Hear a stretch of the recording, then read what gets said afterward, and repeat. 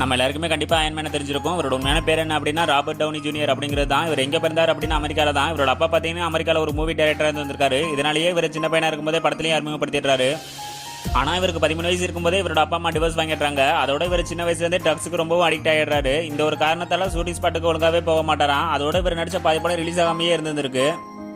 அந்த நேரத்தில் தான் லெஸ் தென் ஜீரோ அப்படிங்கிற ஒரு படத்துலையும் நடிக்கிறாரு. அந்த ஒரு படம் தான் இவருக்கு நல்ல ஒரு இடத்தையே பிடிச்சு கொடுத்துருக்கு. எல்லாமே நல்லா போயிட்டு இருந்த அந்த நேரத்தில் இவர் அவங்க நாட்டில் பேன் பண்ண ஒரு ட்ரக்ஸை வச்சிருந்தாரு அப்படின்னு போலீஸ் இவரை அரெஸ்ட் பண்ணிடுறாங்க. அந்த நேரத்தில் இவரோட ஒய்ஃபும் இனி என்னால் உன்னோட வாழ முடியாது அப்படின்னு சொல்லி டிவோர்ஸ் வாங்கிடுறாங்க.